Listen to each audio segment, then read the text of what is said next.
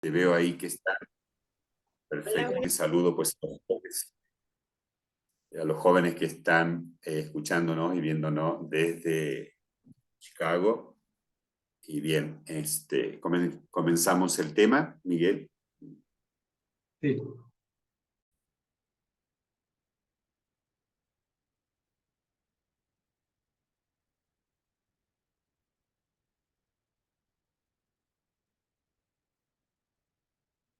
Bueno, pues vamos a comenzar precisamente con nuestro tema del día de hoy. Y pues hoy nos toca, la semana pasada vimos lo que era la teología del cuerpo y lo que a través de la genética, cómo se define el sexo biológico. Ahora vamos a ver lo que es la psicología de la sexualidad. Nosotros somos cuerpo, alma y espíritu, y precisamente nuestra alma tiene tres potencias, que son el entendimiento, la memoria y la voluntad. Y es precisamente a través de la ciencia de la psicología que vamos a estudiar los comportamientos y los procesos mentales y sus interacciones con el ambiente social y cultural.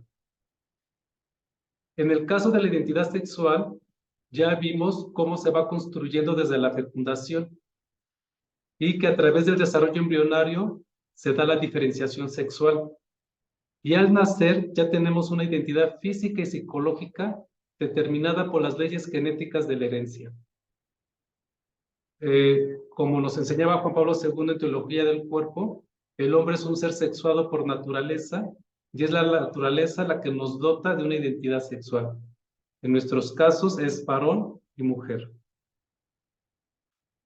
Cuando el niño o niña en sus relaciones familiares y sociales inician su desarrollo cognitivo, emocional y espiritual consciente, nos vemos ante situaciones que pueden favorecer o alterar los estados anímicos, la identidad y funciones sexuales y la convivencia dentro de su ambiente natural y cultural. Por eso, los niños, desde que nacen hasta los 6 años, dependen completamente de papá y de mamá, o del adulto o el tutor que los cuida. Porque sin ellos, sin un adulto, ellos morirían, no podrían sobrevivir y sin educación serían niños ferales, es decir, que no tendrían esa capacidad para poder relacionarse con la naturaleza y con el entorno familiar y social. Por eso es muy importante que los adultos acompañemos a los niños desde la infancia y les demos lo necesario para que emocionalmente y físicamente sean niños que puedan ser felices y que puedan tener un desarrollo y un progreso en su crecimiento humano. La educación va a ser precisamente ese motor que va a detonar esa conciencia en los niños. Pero la psicología nos va a permitir comprender el comportamiento sexual, pero para ello nos vamos a apoyar en la neurociencia y la fisiología, observando la correlación que existe entre la influencia de las hormonas y la conducta humana. Voy a tratar de explicar algo que es tan complejo de la manera más sencilla y más básica. Ya después les vamos a dar una bibliografía para quienes quieran profundizar. Pero, aunque sea muy básico, vamos a tratar de que esto que vamos a explicar, pues podamos tratar de conocernos mejor cómo es que las hormonas influyen en nuestra conducta y cómo es a través de la fisiología que vamos a saber y la neurociencia que vamos a tratar de entender todos estos comportamientos. Antes de entrar en tema, es importante distinguir entre comportamientos reactivos y comportamientos reflexivos. Los primeros, los comportamientos reactivos, son respuestas automáticas que obedecen a causas internas o externas. Es decir, que no pasan por el umbral de la reflexión, de nuestra razón y del ejercicio de nuestra libertad. Por eso son espontáneas y automáticas. En el caso de los comportamientos reflexivos, estos intentan predecir y dimensionar las consecuencias de nuestros actos y buscan el autocontrol y autogobierno de los estímulos y emociones. Por eso, precisamente, en los comportamientos reflexivos es donde nos distinguimos de los animales, que si bien están influenciados por las hormonas o los estímulos tanto internos como externos, no tienen la razón para poder discernir y dimensionar la trascendencia de sus actos. De hecho, no se puede hablar de acto animal porque ellos no razonan y no tienen libertad. Simplemente obedecen a su naturaleza y a su instinto. Hoy sabemos por la neurociencia que existe el cerebro femenino y masculino. Hoy comprendemos más que el siglo pasado cómo funciona el sistema nervioso y endocrino para producir y regular emociones, pensamientos, conductas y funciones corporales básicas. Veamos algunos ejemplos. En el cerebro masculino, el funcionamiento del cerebro es asimétrico, es decir, que utilizamos el hemisferio derecho o izquierdo dependiendo del propósito de nuestro acto. En cambio, en las mujeres, el funcionamiento del cerebro es simétrico, es decir, que utilizan ambos hemisferios a la vez. Otra diferencia es que anatómicamente el cerebro masculino es más grande, tiene más materia blanca, amígdala y ventrículos más grandes y el hipocampo más pequeño que el de la mujer. Y las mujeres tienen más desarrolladas las zonas que se encargan de procesar emociones, activar sentimientos y registrar en la memoria recuerdos con más carga emocional. Otra diferencia es que en el hombre hay mayor habilidad para la coordinación motora, procesamiento espacial y velocidad sensomotora. Y en las mujeres hay mayor habilidad para el pensamiento intuitivo, razonamiento analítico y secuencial. Cabe resaltar que en el tema de la convivencia social, si nosotros aprendemos a valorar las diferencias, podemos hacer que sean complementarias y que al construir nuestro conocimiento social se enriquezca.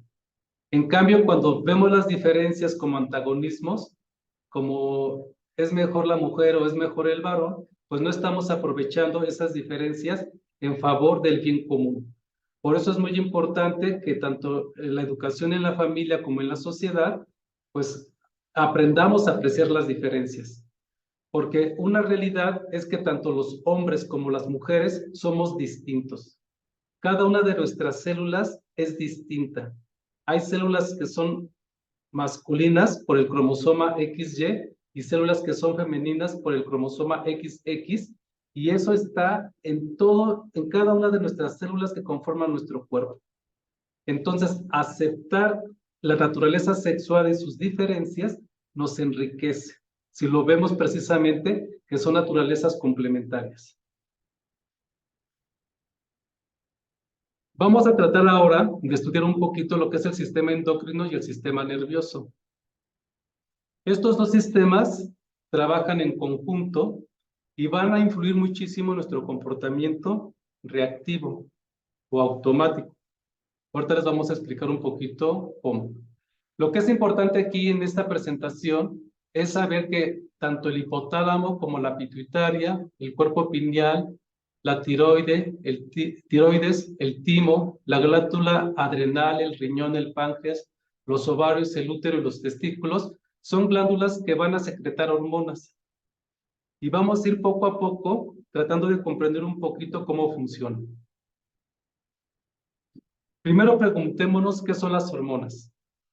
Son sustancias químicas segregadas por el sistema endocrino y transportadas por el sistema nervioso, con el fin de influir en la función de otras células para la regeneración y conservación de la salud del cuerpo humano. También influyen en los estados anímicos, provocando conductas sexuales espontáneas y reactivas. La conducta sexual, además de ser esencial para la supervivencia de la especie, representa una fuente primordial de gratificación para el individuo y un vehículo importante de comunicación afectiva. Por ejemplo, la empatía, que es aprecio por las diferencias sexuales, se nos hacen muy atractivas y generan la motivación para iniciar el proceso de amistad. La amistad hace que nos enriquezcamos porque aprendemos todos de todos. En cambio, si no hay amistad, hace que nuestras relaciones sean antagónicas y muchas veces violentas. Y eso es precisamente por falta principalmente de una educación integral. Sin una educación integral de la sexualidad, se pueden provocar trastornos que pueden ser causa de infelicidad, frustración y deterioran las relaciones interpersonales. La mayoría de estas alteraciones pueden ser aliviadas eficazmente mediante diversas terapias que exigen el conocimiento de la fisiología sexual y sus anomalías. Entonces ahora vamos a entrar, ya que hemos identificado el sistema nervioso y el sistema endocrino y cómo estas segregan hormonas y viajan por todo el sistema nervioso, vamos a ver cuál es la influencia de las hormonas en el comportamiento humano. Por ejemplo, la endorfina.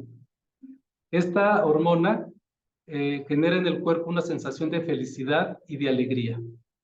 Por eso es muy importante que con los bebés y hasta los 6 años, papás y mamás y hermanos, abuelitos, familiares y amigos, estemos generando constantemente estas endorfinas con los niños a través del juego y a través de la educación. Que todo sea un aprendizaje en donde las endorfinas sean parte de su vida porque les va a generar mucha confianza y van a aprender a tener esa resiliencia para adaptarse a las adversidades de la propia vida. Ahora, el cortisol es una hormona que genera tristeza. Hace sentir al cuerpo precisamente con sensación de depresión y con una sensación de llorar. Entonces es importante, a través de la inteligencia emocional, a través de conocer nuestra fisiología, cómo tratar de controlar el cortisol. La adrenalina, por otra parte, en situaciones de alarma, miedo y peligro, generan ira y ansiedad. Y también pues hay que aprender a controlar la adrenalina, porque muchas veces cuando tenemos un temperamento irascible, pues no nos es tan fácil controlarla. Pero a través de ejercicios de la oración, la meditación, el ejercicio, podemos controlarlo. La noradrenalina es una hormona que genera estrés que afecta nuestro rendimiento mental, motriz y salud. Aquí nosotros vamos a poder, por ejemplo, cuando la noradrenalina nos invade, vamos a tener la sensación de taquicardia, hipertensión y disminuye el flujo sanguíneo a los órganos vitales. Por lo regular, la noradrenalina se segrega mucho cuando los niños viven en ambientes familiares, digamos así, violentos o disfuncionales. Y por eso es importante que papá y mamá tengamos mucho cuidado de crear un ambiente adecuado para que los niños no sean víctimas de esta hormona.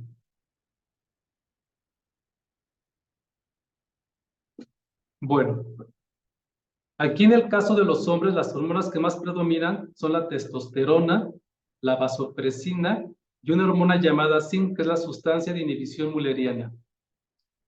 A lo largo del curso, en las siguientes semanas, vamos a ir analizando un poquito más el efecto de estas hormonas, sobre todo cuando se llega a la pubertad y cuál es su efecto.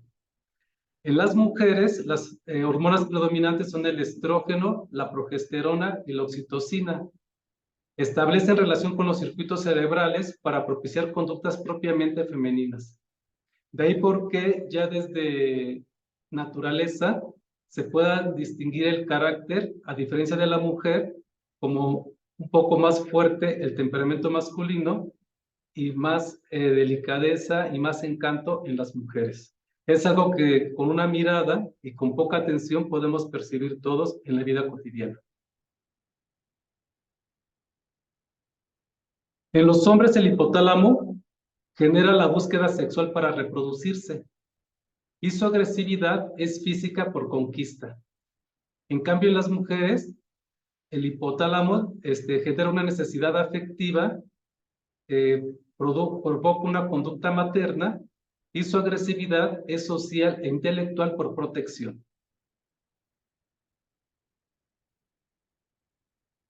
En el sistema límbico, los varones no comprendemos y no comunicamos las emociones, tendemos a interiorizar o a relativizar, por lo que somos más impulsivos y actuamos antes de pensar. En cambio, en las mujeres, ellas comprenden y comunican las emociones, por lo que tienden a ser más depresivas. Entonces, qué importante es irnos conociendo precisamente en estas diferencias. Voy a leer aquí un chat porque no sé si me...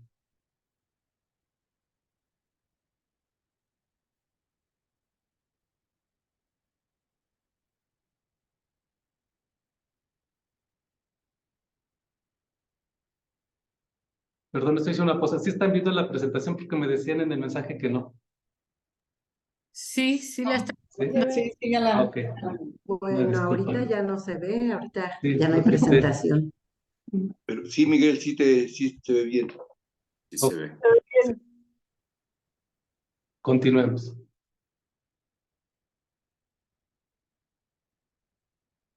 En los hombres, ¿se acuerdan que la semana pasada veíamos que nuestro ADN se copia y ese proceso provoca que ese copiado se vaya demeritando y va provocando el envejecimiento y con el envejecimiento las enfermedades? Precisamente en ese proceso, los hombres somos más propensos a contraer enfermedades como la dislexia, el trastorno de déficit de atención, el autismo y la esquizofrenia temprana. En cambio, las mujeres, las enfermedades que más prevalecen son la depresión, la histeria, la ansiedad y la esquizofrenia en la adultez. Ahora, con todo lo que acabamos de ver, es muy importante ir estudiando en cada una de las fases del desarrollo humano y a través de la educación, cómo podemos controlar a través de la inteligencia emocional estas descargas de hormonas. Por ejemplo, nosotros cuando nos enojamos, podemos arrojar mucho cortisol y podemos andar con mucho estrés y mucha tensión, y eso hace que bajemos nuestro rendimiento escolar o que nuestra vida social se empobrezca. Por eso es muy importante conocer cómo estas hormonas nos generan comportamientos reactivos, pero tenemos que aprender a ser reflexivos. Y papá y mamá tenemos que darles esa enseñanza a los bebés. Los 6 años son muy importantes porque de eso va a depender todo el aprovechamiento escolar, que sean eficientes en el deporte y también que se vayan integrando en la sociedad a través del trabajo, haciéndose personas productivas. Entonces, qué importantes son estas etapas cuando papá y mamá estamos en la etapa de educar a nuestros bebés, a nuestros niños, y en la adolescencia, pues poner mucha atención en todas estas influencias de las hormonas.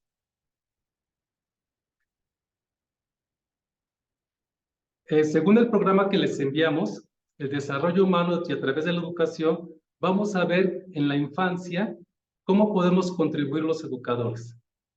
Por ejemplo, es muy importante de 0 a 6 años ir ayudando al bebé a que tome conciencia de su identidad. O sea, autoconciencia de que existe y conciencia de que es un ser sexuado diferente a las mujeres o a los varones. Entonces aquí lo que es muy importante es enseñarles a nombrar lo que los distingue como varones y como mujeres. Es decir, que los niños tienen pene, las niñas tienen vagina y que estén en un ambiente sano. Es decir, que no hay un ambiente como de temor o hablar de la sexualidad como si fuera un tabú. El tabú es temor y eso hay que quitarlo, hay que superarlo. También a los niños hay que hacerlos muy conscientes de los valores y los antivalores. Por lo regular, cuando decimos sí, es que afirmamos un valor en ellos, como el jugar, estudiar, cuando aprenden a caminar, les aplaudimos, estamos dándoles estima y también les estamos generando confianza. En cambio, los antivalores es cuando les decimos que no, porque están tomando algo que no es propio o no quieren compartir sus juguetes, etcétera, y nos ponemos agresivos con ellos. Entonces, es muy importante en esta etapa estar conscientes de que papá y mamá o los adultos que rodeamos a los niños, pues estamos influyendo directamente ante ellos para crear la conciencia de los valores y los antivalores. La higiene debe ser tanto física como mental. Es decir, en la infancia, en el terreno de la sexualidad, debemos al niño enseñarlo a tener respeto por sus partes, por ejemplo, el pene o la vagina, y no tocar sus zonas erógenas, que son sensibles a generar oxitocina, una hormona que es muy poderosa. Pero les vamos a explicar más al rato mi esposo y yo cuál es su efecto. También es muy importante crear el respeto en los niños. Es respeto a la autoridad de la mamá y respeto a la autoridad del papá. Porque papá y mamá, en esta etapa, debemos de establecer los límites. porque si no, cuando nos llegue la etapa de la adolescencia y de la juventud, pueden entrar en una rebeldía que los ponga en zonas de riesgo. ¿Y cuáles son las zonas de riesgo? Que caigan en la violencia, el abandono de los estudios, el alcoholismo, la drogadicción, el sexualismo, etc. Entonces, desde esta etapa, el que papá y mamá asuman la autoridad es enseñarles a respetar precisamente la autoridad, que también se debe de reflejar tanto en los maestros como en las autoridades civiles, que se encargan de mantener el orden social, la justicia y la paz. Hoy nuestro mundo está tan convulsionado y tiene tanta violencia porque papá y mamá no hemos sido la suficiente autoridad dentro del proceso del desarrollo humano de nuestros niños. Pero bueno, siempre hay esperanza y Dios siempre nos ayuda con su gracia. Entonces nunca caer en esas situaciones de desesperación. También es muy importante que papá y mamá en la etapa de la infancia los enseñemos a socializar. ¿Y cómo los enseñamos a socializar? Teniendo espacios de recreación, de deportes y de estudios. Siempre aislar a los niños es precisamente hacerlos tímidos e introvertidos. En cambio, estarles procurando la recreación, los deportes y los estudios, pues los vamos haciendo talentosos y que vayan descubriendo sus propias capacidades para que puedan desarrollarlas. Cuando se llega a la adolescencia, la testosterona en las mujeres y la progesterona en los hombres van a precisamente a detonar una serie de cambios fisiológicos en donde ya se van a empezar a manifestar los caracteres sexuales externos masculinos y femeninos. Por ejemplo, en la mujer se va a desarrollar más los senos, las caderas, se va a afilar la cintura, va a salir el vello púbico en ambos. En el hombre se va a desarrollar más la espalda, su complexión va a tener una formación más viril y más robusta. Y bueno, son cosas tan evidentes que no es necesario andar mucho en ellas. Aquí, lo que es muy importante, papás, mamás y jóvenes, es que tomen conciencia de la pulsión sexual, porque esta se va a manifestar. ¿Qué es la pulsión sexual? Es precisamente el movimiento que se convierte en deseo sexual y en atracción por el sexo opuesto cuando se está en un ambiente sano. Y eso va a hacer precisamente que se detone la amistad y el noviazgo. Aquí es muy importante distinguir entre lo que es la amistad y lo que es el noviazgo.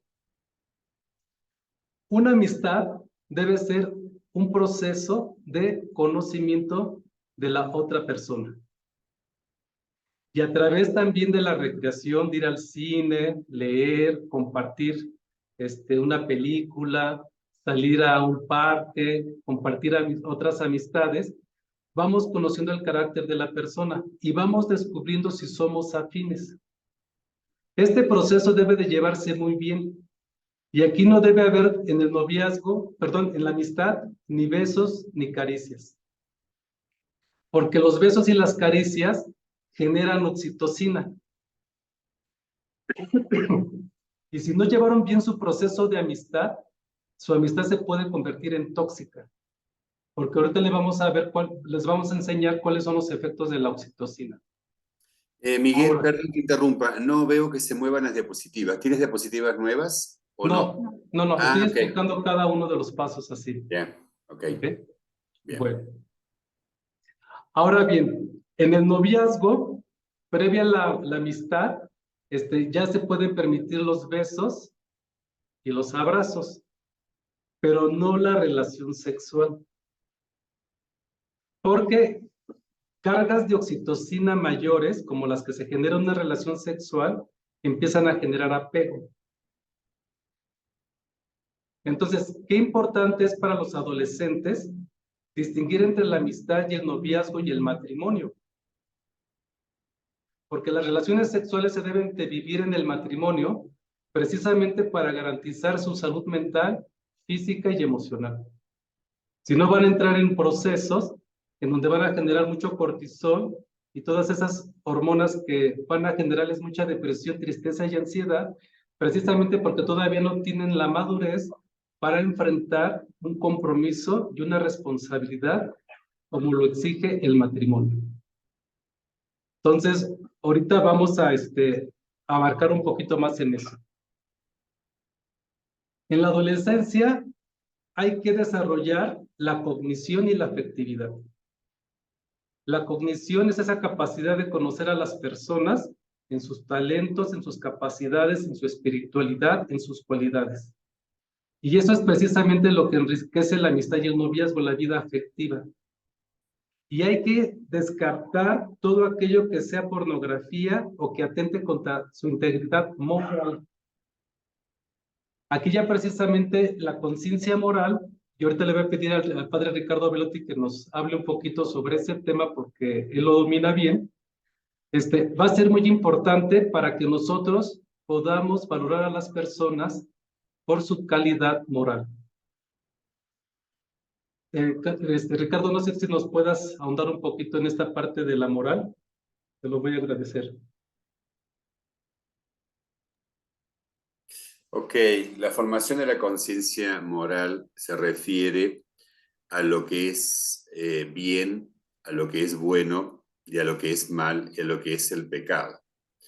La moral es una disciplina de que se estudia en la iglesia, justamente para todo el pueblo de Dios, en donde nos ayuda a ver lo que es beneficioso, como yo expliqué la semana pasada, para el crecimiento y el desarrollo de la persona, lo que es, lo que va a incrementar justamente esta imagen y semejanza de Dios en nosotros, nos va a ayudar a tomar buenas decisiones, buenas elecciones, porque el ser humano siempre tiende al bien, al amor, a la justicia y a la verdad. Esas son las claves de la moral.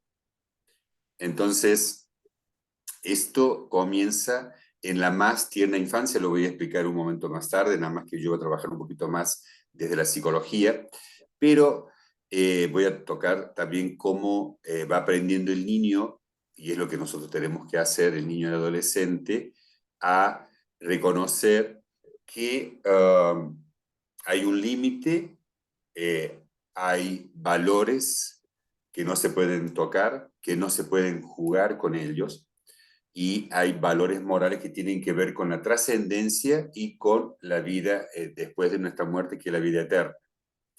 Entonces, la moral, que está muy ausente hoy en día, tenemos que distinguirla, digo ausente porque hasta en la misma iglesia no se trabaja mucho el tema de la moral, ni siquiera a veces lo escuchamos ni en las homilías de los sacerdotes.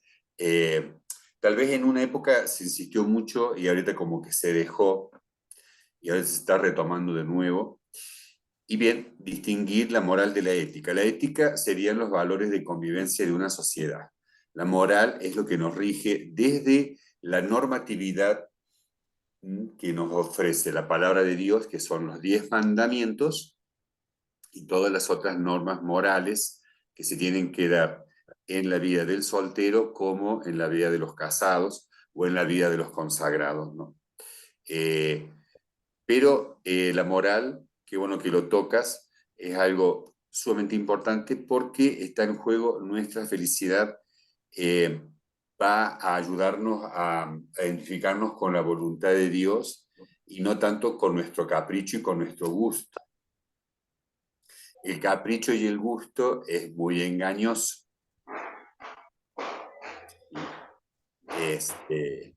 Entonces, ¿por qué? Porque lo que hoy me gusta, mañana ya no me va a gustar.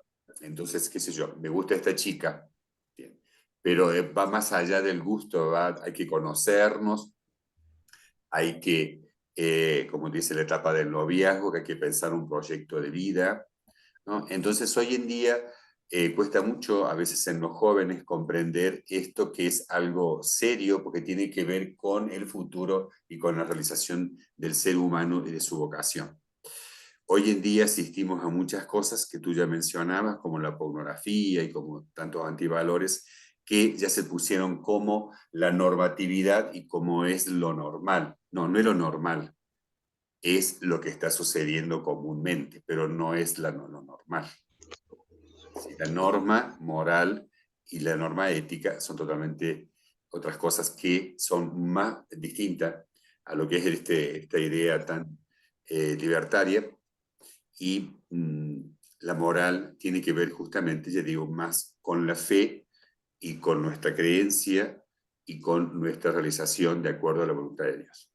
¿De acuerdo, Miguel? Sí, Nancy. Sí, muchas gracias, Ricardo. Cualquier cosa, preguntamos. De aquí precisamente lo importante de cultivar la virtud de la castidad en la adolescencia. ¿Qué es la castidad? Es la inteligencia y la fuerza de voluntad para tomar control de la pulsión sexual.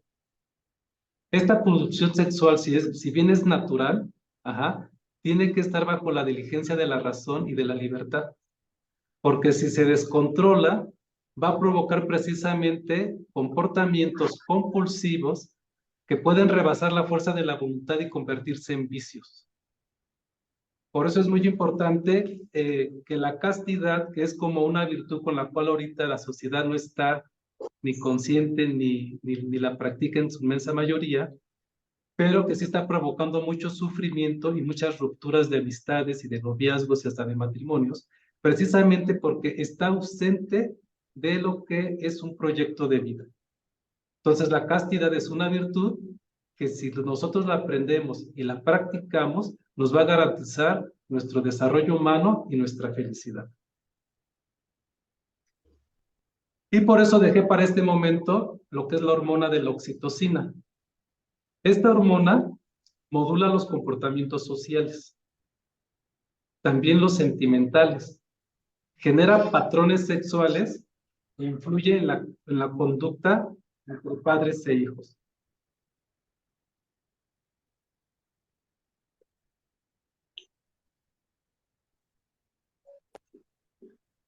La oxitocina se genera cuando tenemos la experiencia del placer, y sobre todo del placer que se genera en las áreas genitales, como puede ser el pene o el clítoris. Si nosotros a través de la masturbación generamos la oxitocina, al principio en la adolescencia es una etapa de autoconocimiento, pero si se fija, se vuelve un vicio que les va a llevar a que ya no tengan un aprovechamiento en la escuela, ni en los deportes, ni en la vida social. Y los va a desarmonizar. ¿Qué quiere decir esto? Que ya no van a ser capaces de mantener relaciones de amistad sanas. Sus relaciones van a ser de bullying o de controlar. La oxitocina tiene la fuerza, por eso se le llama la hormona del apego, porque tiene la fuerza de crear una necesidad afectiva exagerada. Y como son adolescentes, no tienen la madurez todavía por la edad, no porque no sean capaces, sino porque la edad también nos da una experiencia y nos da un proceso de aprendizaje que nos hace capaces de controlar la oxitocina. Si ustedes la generan desde jóvenes, van a tener precisamente relaciones tóxicas. Y por eso hoy muchas niñas y muchos jóvenes pues van desestructurándose en sus relaciones y creando esa violencia que no debería de existir en sus historias personales. Lamentablemente ahorita muchos de los niños por las campañas publicitarias sexistas, porque todo en internet está invadido de pornografía, o porque en las calles, las revistas o la televisión está invadido de todo un mensaje sexista, esta oxitocina se genera muchísimo. Pero debemos de aprender qué es y cómo controlarla. Miren, la oxitocina en el matrimonio genera en la mujer apego hacia el varón. Y esto es lo que hace que se perpetúe la unidad del matrimonio. Pero si ustedes empiezan a tener relaciones a temprana edad, la mujer inconscientemente se va a pegar al varón, pero la oxitocina en el varón genera repulsión y temor al compromiso y a la relación. Y entonces, sin querer, por la oxitocina, empezamos a lastimar a la mujer. Y la mujer, por la oxitocina, se apega a un varón sin amarlo, Y esto es muy grave, porque piensan que aman cuando en realidad están siendo víctimas de esta hormona. Por eso la Iglesia siempre ha propuesto que las relaciones sexuales se vivan en el amor y el matrimonio. Porque fuera de este ámbito se generan muchas situaciones violentas, agresivas y heridas emocionales que son muy difíciles de sanar. Ahorita mi esposo y yo les vamos a mostrar a través de un esquema. Bueno, lo que queremos compartirles es un ejemplo para que quede más claro de lo que sucede cuando se tienen relaciones antes del matrimonio o fuera del matrimonio. Supongamos que cada hoja es una persona. ¿Sí lo alcanzan a ver? Tenemos aquí una persona.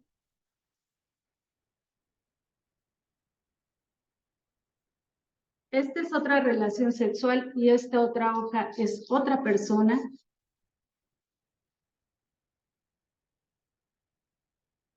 Aquí, otra persona.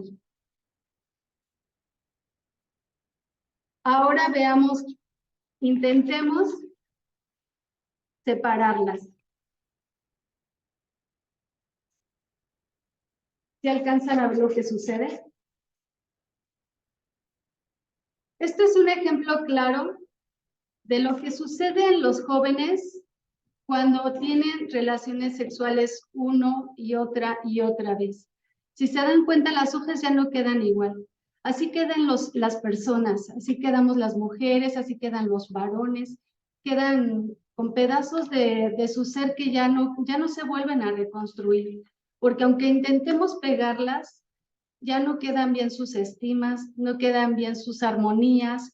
Como decía mi esposo, la oxitocina que se generó entre cada una de estas parejas generó un apego, pero si se dan cuenta quedaron lastimadas las hojas.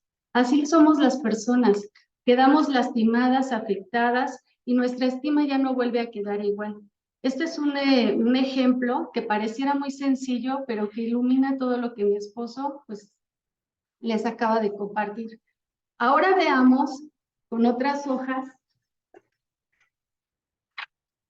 Vamos a pegar aquí. Estas hojas representan un matrimonio. Si ustedes se dan cuenta, estas hojas van a permanecer unidas porque cuando recibimos el sacramento del matrimonio, ¿qué nos dice el sacerdote? Y lo que Dios unió, que no lo separe el hombre, y los dos serán una sola carne. Así es, estamos invitados a esta unidad, a mantenernos completos, sin despegarnos, sin lastimarnos, y a cuidar de esta unidad, hasta llegar a la talla que Dios nos llama en ese plan maravilloso, que es la unidad y la perpetuidad de nuestro matrimonio. Por eso el amor, mientras más perfecto, nos hace más uno. Y amar es una decisión. Tener relaciones sexuales sin amor nos van a llevar a muchas heridas y a muchos tropiezos que pueden inclusive hacerlos abandonar sus proyectos de la escuela, del trabajo e impactar definitivamente su vida por siempre. Por eso hacemos un llamado a las y los jóvenes a que antes de tomar una decisión tomen conciencia de lo que quieren para su propia vida. Si quieren tener un matrimonio y unos hijos en un estado de unidad para poder vencer todas las dificultades, o si van a vivir víctimas de la oxitocina y que los va a llevar a un estado de ser sexólicos sin control. El sexualismo es gradual y puede convertirse en una enfermedad mortal. ¿Cuántos no mueren de SIDA porque ya no alcanzan a dimensionar el peligro de tantas relaciones promiscuas? ¿Y cuántos no se infectan de tantas enfermedades y de papiloma humano a pequeña edad que pueden transmitirlo a sus bebés cuando los tengan? Y también sucede que a veces cuando los hombres, las mujeres no controlan su sexualidad a temprana edad, se va haciendo gradual y esto llega hacia el matrimonio. Y lastimosamente dentro del matrimonio por eso suceden las infidelidades. Y muchas veces pues es una ruptura tras otra ruptura. ¿Y cuántas familias conocemos que hay hijos regados en diferentes familias, pero que no se concreta una sola familia? Por eso es este llamado a los jóvenes, porque es una invitación, lo que les compartimos es solamente información que nosotros queremos transmitirles a ustedes para que tomen sus decisiones de acuerdo a esta verdad que nosotros sabemos y queremos compartir. Es una propuesta. Es una Es lo que la propuesta. iglesia propone. Y también lo que el mundo propone, pues ya cada quien en su libertad puede elegir. Bueno, entonces, Ricardo, si quieres retomar, bueno, no sé si quieran hacer alguna pregunta al respecto o continuamos con la siguiente parte de Ricardo.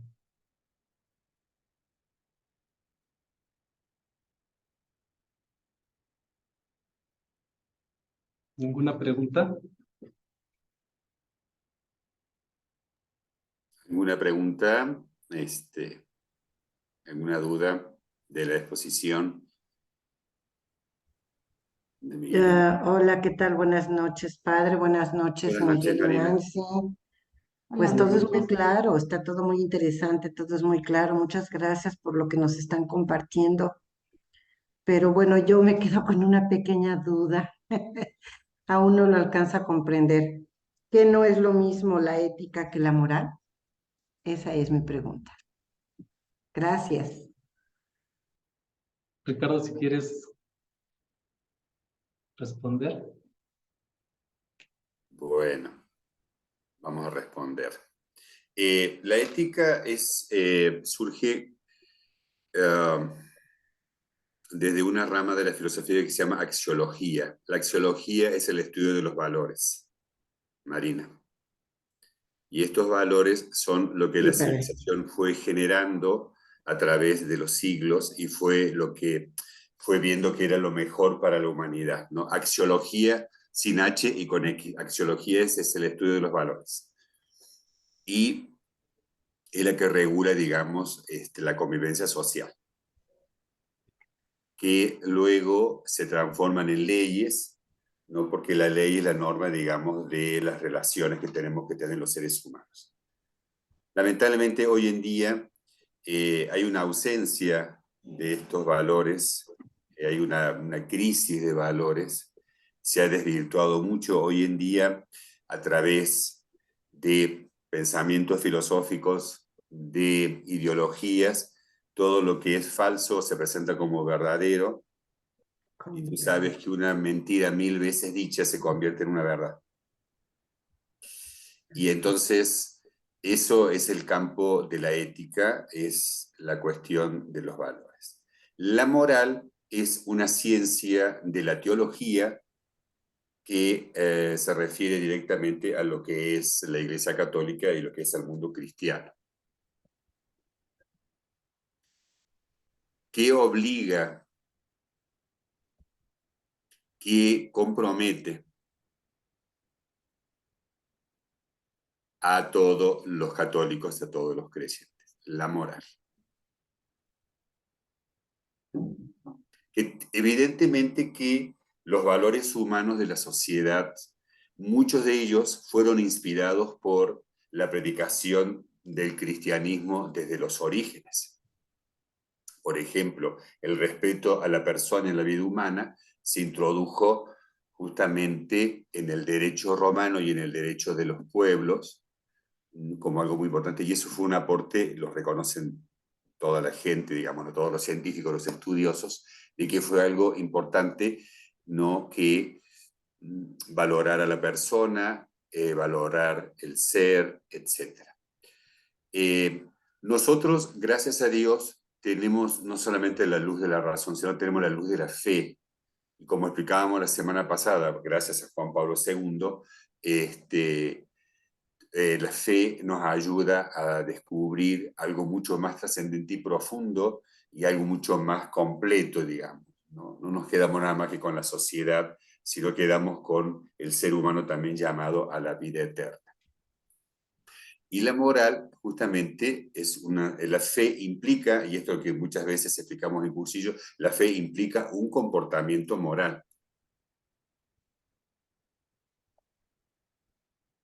¿no? Si yo prometí fidelidad con mi esposa, yo voy a ser fiel hasta la muerte, porque así lo pide justamente y lo dice Dios, ¿no?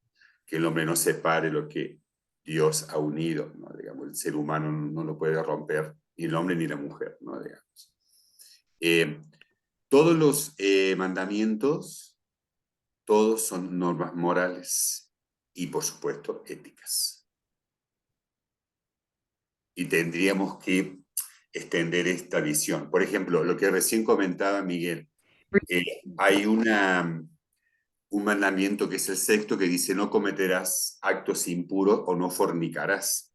Es un mandamiento de la ley de Dios que Dios le entrega a Moisés para que el pueblo de Israel viva justamente su fe en Dios y en este respeto, ¿no? Que solamente los actos corpóreos, sexuales, tienen que estar dentro del matrimonio.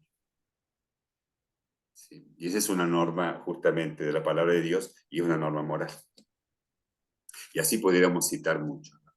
Por ejemplo, ellos tocaban estas relaciones prematrimoniales, por ejemplo, ¿no? Porque generalmente, hoy en día, ¿cómo se plantea el noviazgo? Hoy el noviazgo se plantea como, bueno, a ver, coqueteamos y prácticamente hoy en día ya aparecen nuevos elementos que los jóvenes van inventando, los aminovios, o los amigos con derecho, o los amigos del fin de semana, que es relaciones sexuales sin compromiso con el amor y los sentimientos. Está prohibido enamorarse. Solamente es expresión sexual. Solamente es desfogue del instinto y de la pulsión sexual. Nada más.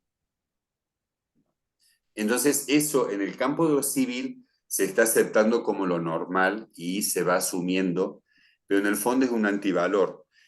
Eso sería la ética de la sociedad que se está presentando ahora totalmente desvirtuada, claro. En la moral, esto sería inadmisible. No cometerás actos impuros. ¿Por qué? Porque, muy bien lo decía Miguel y Nancy, las relaciones sexuales prematrimoniales sin amor, estamos desconectando justamente la vocación principal que tiene el ser humano a realizarse, es justamente desde el amor, porque Dios es amor, y lo voy a explicar ahorita justamente en las diapositivas. Y porque esto surge ya un compromiso y surge una responsabilidad. Entonces, si yo voy a comprometerme con una persona, va a ser para toda la vida y voy a recrear este amor y voy a pedirle a Dios que me ayude a ser fiel y no voy a voltear a mirar a otra mujer o la mujer no va a voltear a mirar a otro hombre más que mi esposo o mi esposa, ¿no? En el matrimonio. En el caso de los célibes o de los consagrados o las consagradas, nuestro compromiso es con el Señor y toda nuestra persona está consagrada a través de los votos religiosos o a través del celibato y con un compromiso también de dar toda nuestra vida al servicio del reino y de la iglesia, del reino de Dios. ¿Se quedó más claro, Marina? ¿Sí? Sí, padre, muchísimas gracias, muy amable. Hoy ¿Se en día, podría...? perdón, sí, a ver. No, adelante, padre. No, y yo creo que hoy día están apareciendo muchos antivalores, ¿no? Mucho. Y antivalores que ya son normas. Por ejemplo, la ley del aborto. Sí. ¿Sí? O lo que más disfrazado el asesinato, El decir asesinato. la interrupción legal del embarazo, el famoso ILE, ¿no? Que así como, que en el fondo siempre es como un ropaje, y para encubrir algo que es un infanticidio. Y esto no tiene que ser católico o no católico, esto tiene que surgir porque el ser humano tiene una ley natural en donde defiende la vida a muerte. Defendemos la vida. Nada más que cuando nosotros proponemos que el único que tiene derecho al cuerpo es la mujer y no estamos valorando la vida de una chica que ya está embarazada, hay otro ser ahí. Y está en juego dos derechos. Yo diría un solo derecho, el derecho a la vida, que es del niño. No el derecho del cuerpo, porque si no estaríamos, como dijimos la semana pasada, está fragmentado. Parece que la mujer tiene su cuerpo por un lado, los sentimientos por otro y el amor por otro. No, el ser humano es toda una unidad, lo decía Miguel y Nancy, cuerpo, alma y espíritu. O es una unidad biológica, anatómica, fisiológica, pero también es un sujeto moral, es un sujeto ético, porque eso es ser persona. Pero si solamente, digo la mujer, o también está acompañado por el marido o por el novio o por los papás, y cuando ponemos tantas excusas, decía, no, pues es más importante que termine la carrera que tener un niño. Entonces el bebé que no puede escaparse del vientre de la madre, y se ha visto ya en tantos videos, y en estas clínicas del ILE, interrupción legal del embarazo, le ponen la película para ver cómo van a ir destrozando al bebé, porque es un niño ya a los 12 meses, ¿no? Es un bebé. Bueno, esto ya es un antivalor y es un agravio a la vida y es una destrucción de la propia civilización. Y esto es un antivalor y es antiético. Oh, y por supuesto, inmoral. Pongo ese ejemplo nada más. Entonces, y ya entrando más en el tema, si todo lo que querramos como para interrupción del embarazo o para impedirlo, o hasta el mismo preservativo, el preservativo se puede romper y puede quedar embarazada mi novia, o bueno, mi novia, si se puede llamar noviazgo, sí, hoy en día. El noviazgo es cuando es algo serio y de respeto, lo decía Miguel recién. Pero, ¿qué pasa? Pues no, pues vamos a usar el preservativo, se rompe, queda embarazada. Pues la sociedad y las leyes te dan otra opción, pues la interrupción del embarazo, que ya de por sí la misma ley contradice lo que es decir, interrumpir un embarazo es interrumpir una vida. Es decir, es todo una contradicción. Ok, entonces, esto ya ahora es norma moral, por lo menos en algunos estados de la República de México, y no sé, en Estados Unidos, creo que también en algunos estados ya están aceptando esto.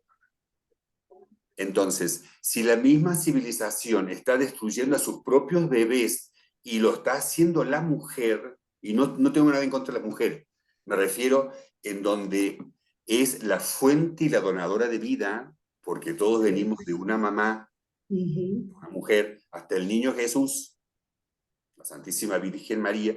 Si nosotros estamos entrando en esta maquinaria asesina inconsciente colectiva, estamos destruyendo la propia humanidad. Nada más que laboratorios, gobiernos, periodistas reciben millones de dólares y de pesos para poder promulgar y colonizar y enviar un mensaje totalmente engañoso y antiético y antimoral, sobre todo para los jóvenes y para los niños. Así es, efectivamente, pues entonces se puede decir que la psicología social se construye, La psicología porque yo, social, la psicología social, a ver, se construye, ¿cómo a qué te refieres? sí, yo construyo mi moral. Antes, antes no la tenía. Tenía yo el valor de la muerte, por decir algo, ¿verdad? A favor del aborto, de la eutanasia y todo eso. Pero entro dentro de una psicología social en donde me hablan de moral, como por ejemplo en la religión, en la parroquia, en la iglesia, en donde me hablan del valor de la vida, entonces se puede decir que la psicología social se construye. La psicología social es una disciplina dentro de la psicología. La psicología, en sus ramas está la psicología clínica, la psicología laboral, la psicología social. Así son las especialidades, ¿no? Estas son como las que tú te puedes graduar. Esas son como las ramas. Entrar en... esas son, digamos, dentro de lo que la facultad de psicología, uno estudia psicología y te puedes desarrollar en esos aspectos, ¿no? Ricardo, padre Ricardo, perdón. Digo, para un poquito, lo que pasa es que me hicieron una pregunta y quisiera contestarla y luego entras en tu tema y ya lo puedes desarrollar de favor. Perfecto. ¿Sí? Perdón que te interrumpa, ¿eh? Mm. Ahorita me hicieron una pregunta que qué pasa cuando los jóvenes ya están viviendo, digamos, en situaciones de masturbación o de relaciones sexuales. Lo que la iglesia les propone es precisamente que entren en una ascesis, que es en el ejercicio de la castidad. A final de cuentas, la juventud se está muy a tiempo de poder rectificar el camino, precisamente para que no se les haga más gravoso adelante. Siempre, así como le ponemos atención a lo material, como querer tener un carro, una casa, una novia, etcétera, también debemos de ponerle atención a lo espiritual, porque precisamente lo espiritual es la energía que nos da la comprensión y el sentido de la vida y la fortaleza para resistir las tentaciones del mundo. Entonces, qué importante, en la oxitocina genera un apego a la carne. Hay 3 apegos que tenemos que aprender a controlar: el apego a la carne, el apego al mundo y el apego al demonio. Porque muchas veces cuando los jóvenes dejan de ser espirituales, por ser millonarios o por tener las mujeres que quieran, se lo piden al demonio. Y entonces ya estamos en situaciones precisamente en donde ya la mente, digamos, ha disminuido en su capacidad de razonar, en distinguir lo que es bueno de lo que es malo. Entonces siempre a los jóvenes se les recomienda pues que rectifiquen el camino. Y todos estamos llamados a la conversión, o sea, Jesucristo nos llama a la conversión. Porque si seguimos por el mismo camino, si el sexo fuera la felicidad, por ejemplo, porque ahorita estamos hablando de la psicología sexual y del comportamiento sexual, todas las prostitutas serían felices. Y la realidad es que viven unos dramas que no hay quien las rescate, humanamente hablando. Y si en situaciones menos gravosas se sufre tanto, pues todos estamos llamados a la conversión. Y para eso Dios, la espiritualidad, nos va a tender los medios para poder salir de cualquier situación que estemos sufriendo. Porque todo fuera del amor y el matrimonio se sufre. Todo se padece. Se genera mucho odio, mucho resentimiento, mucho antagonismo, mucha violencia. Entonces, la pregunta que me hacían, que cuando se viven esas situaciones, pues es hacer una conversión, una transformación de la mente y empezar a hacer buenos hábitos sanos. Entonces, concentrarnos más en el deporte, rechazar todo lo que es pornografía, alejarnos de amistades que no quieren hacer su conversión. Lamentablemente la libertad es así, unos quieren, otros no quieren. Bueno, pues júntense con los que sí quieren hacer una conversión. ¿No? La libertad nos da esa oportunidad. Y pues tener siempre ánimo, mover siempre hacia Dios, eso es muy importante. Perdón, Ricardo. Padre Ricardo. Bueno, solamente para concluir, digamos, Marina, la psicología social es una especialidad dentro de la psicología, nada más. ¿Sí? Gracias, padre. Hay otras especialidades, la psicología clínica, la psicología laboral, etcétera, ¿no? Y, bueno, yo quería compartir con ustedes, a ver,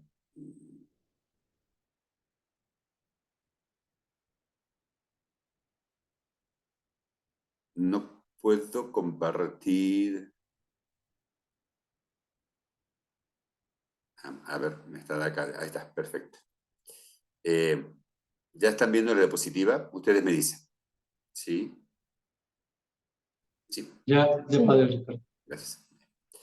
Bueno, un poco retomando lo último que habíamos visto la semana pasada, y creo que esto nos ayuda justamente como a profundizar lo que muy bien ya explicaron Nancy y Miguel, más desde la neurociencia o de la, sí, justamente, y de la fisiología, ¿no? Cómo influyen las hormonas, etc.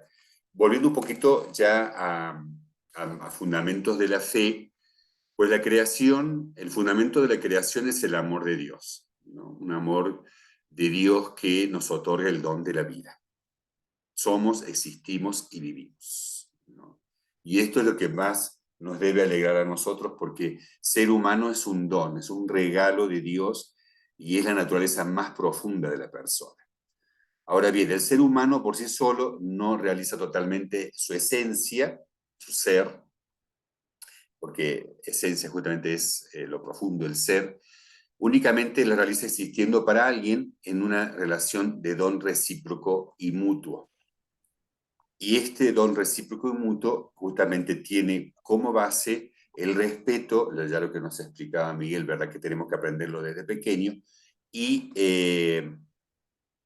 también, pues, toda persona es un don para los demás, porque lleva inscrita en sí misma una llamada a la donación y a través de ella a la comunión. Entonces, yo estoy hecho para alguien, podemos decir. No sé quién está colocando algunas cosas aquí. A ver si puede borrar eso. Sí, porfa. Ok, ahí se ve mejor, ¿verdad? Sí. Ustedes ahí me corrigen. Miguel, ¿se ve bien? Sí, ya se ve bien. Sí. Okay. Bien. Entonces la sexualidad humana está dentro de la persona. A ver, es aquello que, también lo decía Miguel, se llama el impulso sexual o la energía psicosexual, porque involucra aspectos, ¿no?, biológicos, anatómicos, como vimos la semana pasada, pero también tiene involucrado aspectos psicológicos que tienen que ver con la sexualidad. La sexualidad es dejarse, a ver, es la mejor manifestación de la persona para ser persona, a ver, que vaya, es dejarse transformar, en este caso, desde la amistad con Cristo, para ser un don para los demás. Porque está unida al amor, se expresa en el amor. No sé si es un poco medio confuso, pero la expresión más bonita y más bella del amor es la sexualidad humana. ¿Sí?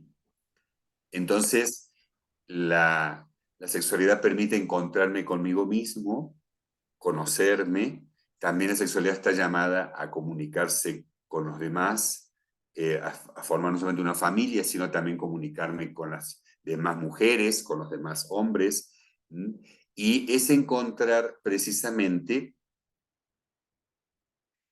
en ella el don de Dios, ¿no? Como aquí estamos relacionando con la gracia. Justamente la sexualidad es lo que va a dar vida, genera vida, es vida.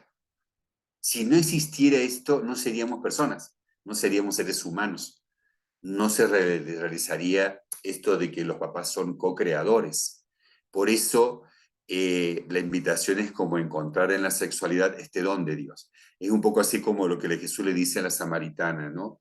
Si tú conocieras quién te da de beber, tú me pedirías a mí agua y yo te daría agua viva, ¿no? Esta es la gracia de Dios. Entonces, la sexualidad, justamente desde la gracia de Dios, es la expresión más pura y más sublime del amor humano, bajo los ojos de Dios, porque somos templos del Espíritu Santo, va a decir San Pablo.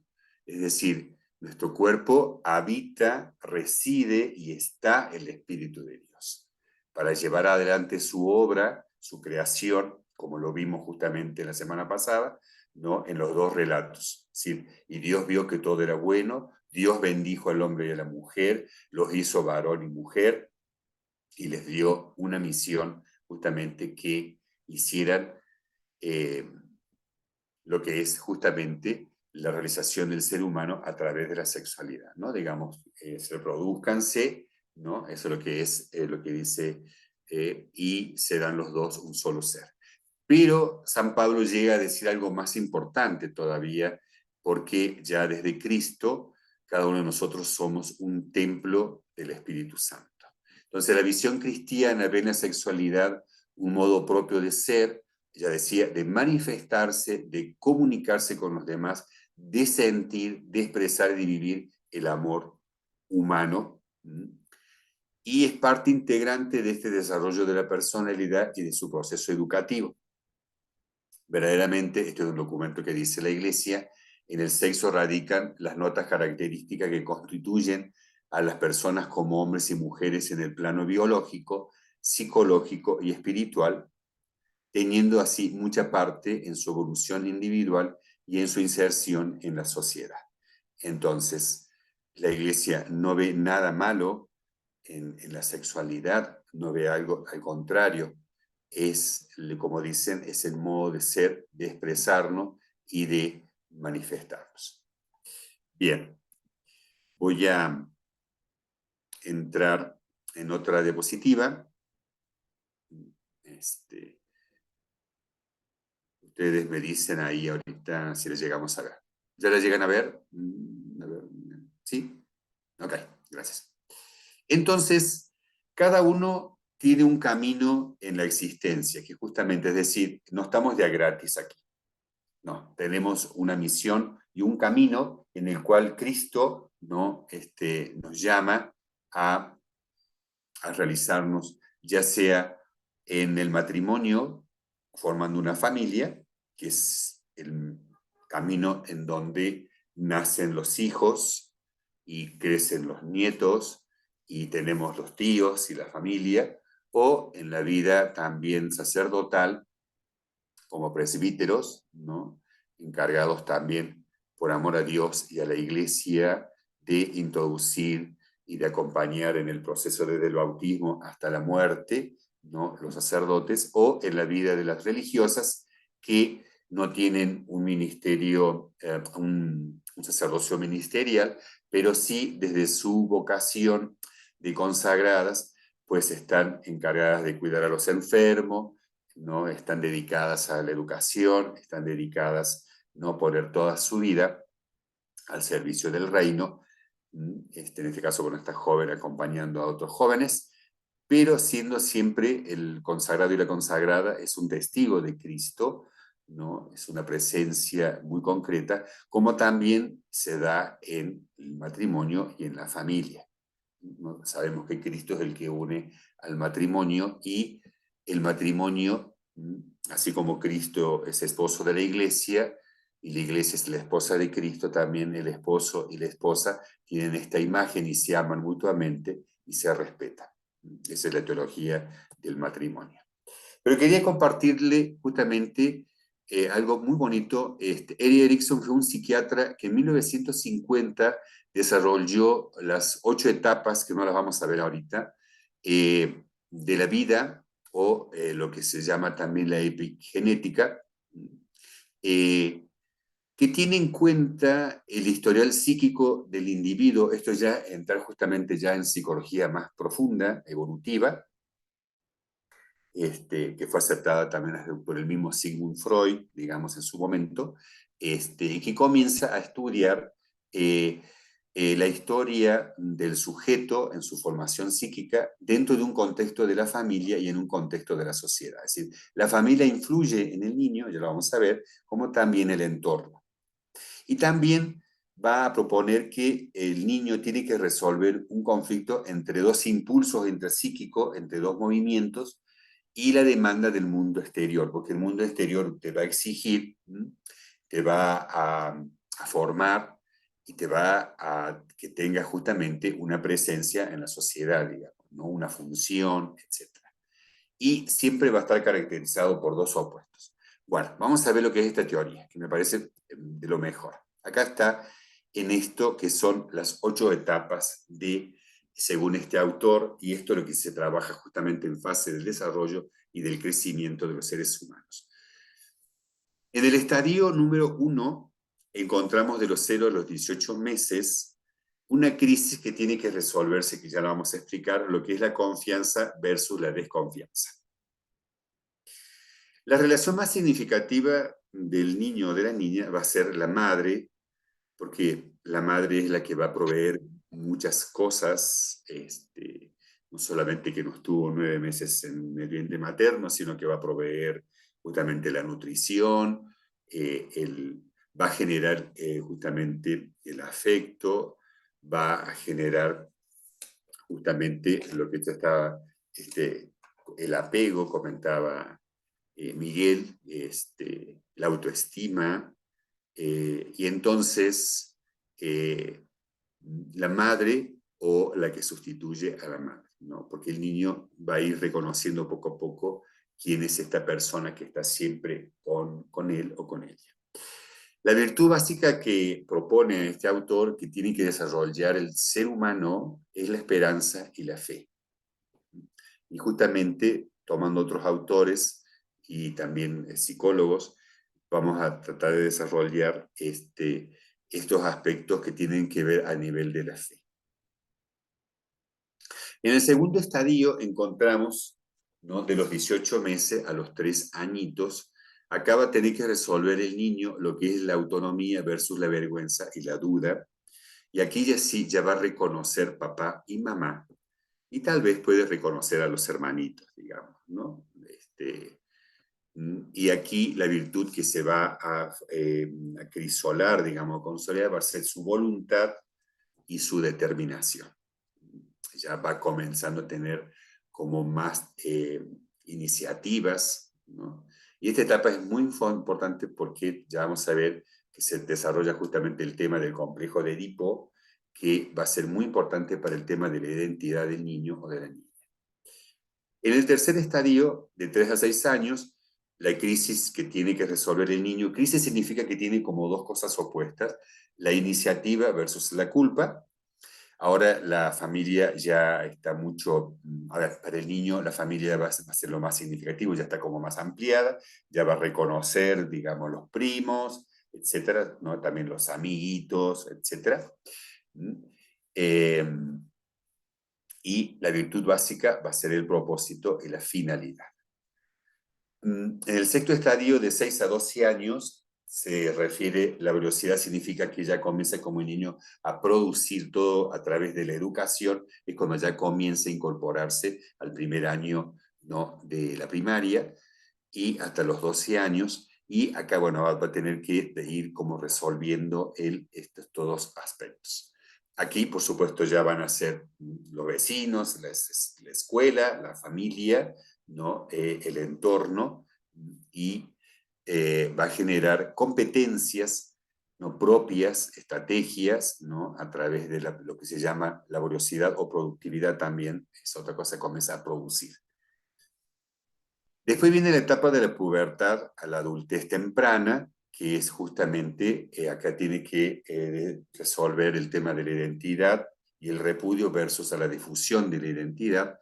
Acá van a entrar a justamente lo que son los modelos a seguir, los roles, el grupo, mis amigos, el grupo de la escuela, el grupo del fútbol, el grupo de la parroquia, ¿no? Y los ídolos, ¿no?, digamos, los modelos a seguir comienzan a ser las figuras más significativas en lo cual nosotros nos relacionamos. Aquí hay que destacar que tienen que empezar a trabajar el tema de la fidelidad y de la lealtad. Así, como cuando somos amigos somos fieles, somos leales, ¿no? Esto es lo que va a ir desarrollando y lo que propone este psiquiatra. En los 25 a los 40 años, acá es cuando se da el tema de la intimidad versus el aislamiento. Aquí es cuando realmente ya a esta etapa de los 25 años es cuando ya tenemos una carrera o un buen trabajo y ya decidimos, intimidad significa que ya yo voy a formar mi matrimonio y mi familia, o me voy a quedar. Si me quedo solo, bueno, va a ser por elección, pero va a tener que ser una elección de ese soltero, que también puede ser una vocación de Dios. Me puedo dedicar a otras personas, pero lo que no podemos hacer en la vida, según este psiquiatra, es aislarnos en un egoísmo narcisista y detener justamente esto que va llevando la realidad de formar una familia, porque en el fondo ya yo a esta etapa ya me separé de mis papás, digamos, ya estoy viviendo solo, ya estoy teniendo mi propia realidad de trabajo y ya quiero tener mi propio espacio de acuerdo a cómo lo voy haciendo con mi esposa, ¿no? Y, por supuesto, desde la fe. Acá lo que se va a fortalecer va a ser el amor, que va a estar presente siempre, pero es donde el amor al matrimonio, el amor a la familia, a los hijos, ¿no? Que también va a haber una relación, se va a ampliar con los colegas del trabajo o con los colegas, los profesionales, los amigos. Esto es lo que realmente va a ser importante. Y bueno, por último, ya de los 45, 60 años, que es como esta realidad de generatividad significa que estamos generando vida versus un estancamiento. Acá hay todo un replanteamiento también muy interesante en la segunda etapa, como le llaman la segunda etapa de la vida, que también se debería trabajarlo de los 40 en adelante, que ya comienzan otra temática para el ser humano, y lo importante acá es el hogar y los compañeros del trabajo y el tema del cuidado. Nada más que en esta diapositiva me falta la última etapa, que es, a ver si la podemos arreglar. Un momentito, a ver si puedo como hacer que se pueda ver la otra etapa. Bueno.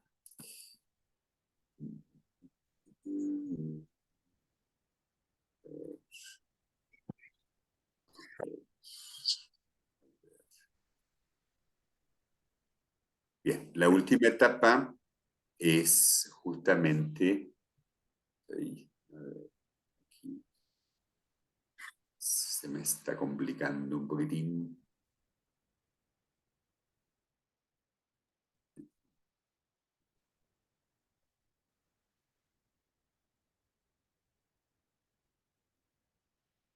Bien, ya nuevamente vemos aquí la diapositiva, ¿sí? Okay. La última etapa es la integración versus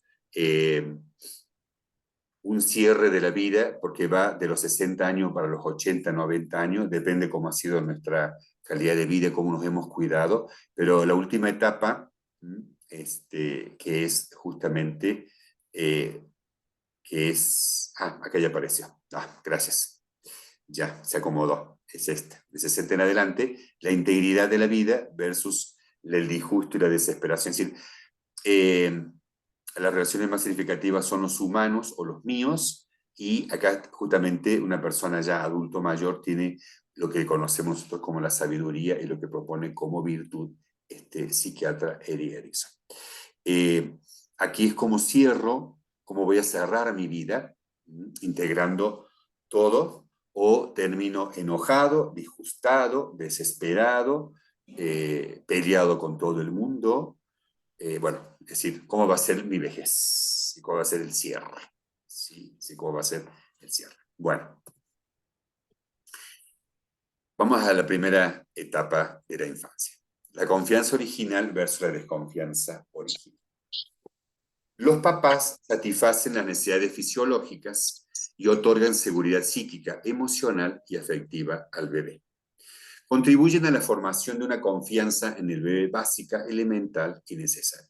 Esta es la primera virtud y es el primer aspecto que se va a generar en el niño, porque los papás lo cuidan, lo protegen y le dan no solamente los alimentos y lo cambian cuando se ensució, sino que le van a proporcionar justamente todo un entorno de amor y de cariño. Esto es lo que tiene que tener un bebé. Esto va a desarrollar una confianza también hacia el mundo exterior y en su propia personita. La ausencia de los papás o de los que lo cuidan, porque pueden ser los sustitutos, los abuelos, los tíos, unas religiosas, digamos en el caso de los niños abandonados, los hijos se sentirán abandonados, que es una herida de la infancia, y aprenderán a no confiar en nadie ni en nada. Fíjense la importancia que destaca este psiquiatra en descubrir en el proceso evolutivo del ser humano que la primera realidad que el ser humano se apropia es la confianza. Ya lo hago mío. Y así me puedo abrir con el tiempo a confiar en los demás y a confiar en mí mismo. La ausencia de esta realidad en donde los papás, y digo papá y mamá, no están satisfaciendo sus realidades, ¿no? Va a generar justamente herida, abandono y, a ver, déjenme ver, bueno, no lo coloqué, pero cuando no están los papás presentes, se va a desarrollar una patología en el adulto, sí, porque no se generó esta confianza, va a haber desconfianza, se pueden generar trastornos mentales como la esquizofrenia, la paranoia, y generalmente estos niños van camino a sustituir con adicción a las sustancias o con el sexo toda esta carencia que no se dio en sus orígenes.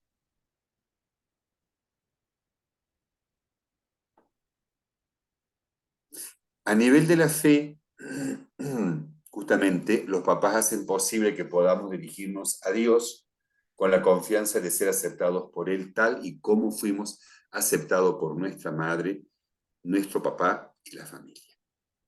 Jesús nos presenta a Dios como un Padre lleno de amor, un Abba, que así se dirige Jesús a su Padre, Abba, que tiene rasgos de una madre.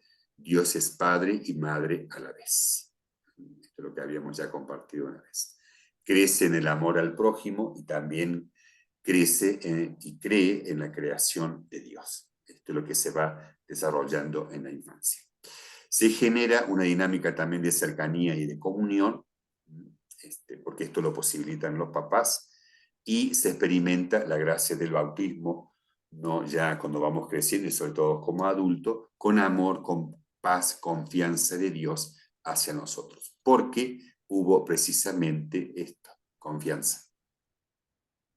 Y esto lo posibilitaron los papás.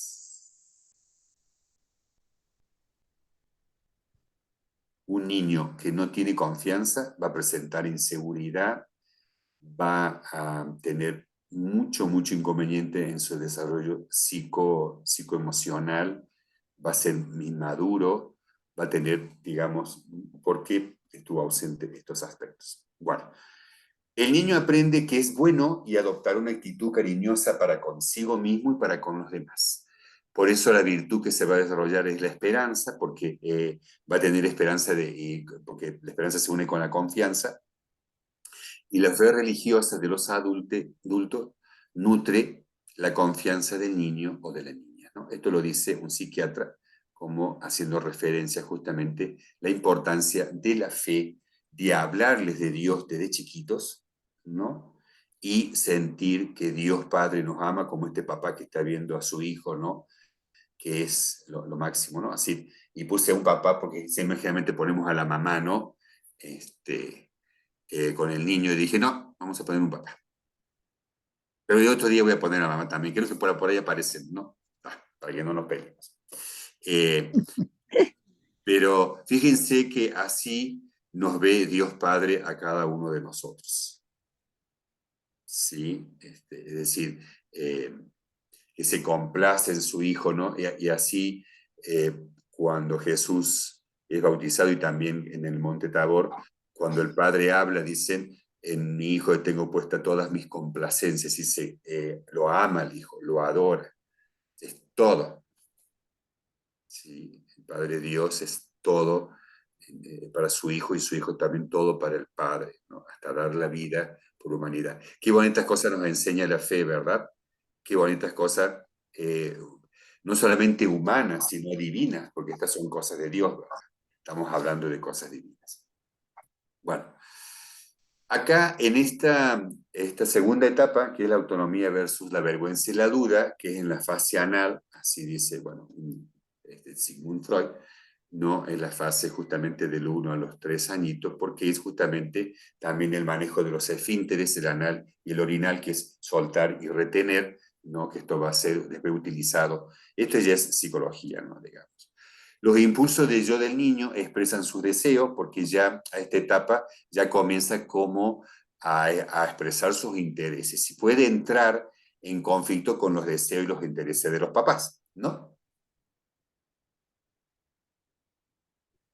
Yo ahora que estuve en Argentina, vi a mis sobrinos nietos y lo estaba observando como los niños que son chiquititos, tienen 2 años y uno tiene 1 año y medio, pero cómo ellos quieren imponerse y quieren caminar solo, y el tema es que van por zonas muy peligrosas, se pueden caer dentro de la alberca. Bueno, ahí están justamente los papás corriendo, se pueden meter los dedos en el enchufe del contacto de la corriente, se pueden quemar, bueno, pero ya comienzan a expresarse porque el yo se va organizando, ¿no?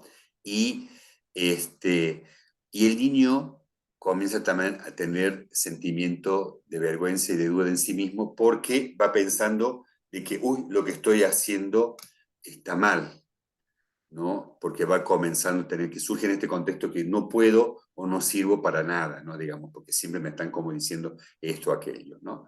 Bueno, es una etapa. A nivel de la fe, la relación que se inicia, acá sí comienza ya la fe y la norma moral. Ahí dice específicamente lo que estábamos comentando recién, porque la fe tiene una normatividad y la norma moral expresa una fe en Dios. ¿Sí? ¿De acuerdo? Y ya comienza en este momento. Quiere decir que todo lo que nosotros pongamos como norma y como límite ya tiene que empezar a 1 año de edad. No cuando tenga 22 años. ¿Sí? Sino cuando son pequeñitos. Las relaciones objetales, hay una autora que Melanie Klein llama objetos, porque el niño cuando es pequeñito no distingue, hay un objeto que le ayuda a satisfacer sus necesidades, que es la mamá, con el tiempo va a identificar a la madre. Las relaciones objetales se amplían en esta etapa y se extiende ya al padre y a los hermanos. El niño ya comienza a reconocer al papá y a la mamá, perdón, y a los hermanos. Y la virtud es la fuerza de la voluntad, ya comienza como a tomar sus propias decisiones, digamos, ¿no? Entonces va a fortalecerse este aspecto que ya mencionaba Miguel, que es muy importante, ¿no? Una fijación o regresión en esta etapa que no se resuelva va a ser un afán excesivo del orden, de la limpieza, de la tacañería y de la obstinación. Si estos rasgos de personalidad se desbordan, no puede llevar a desarrollar lo que se conoce la neurosis obsesivo-compulsiva. Bueno, a ver si hay algo más de esta etapa. No, lo vamos a dejar hasta aquí, ¿sí? ¿Te parece, Miguel? Para que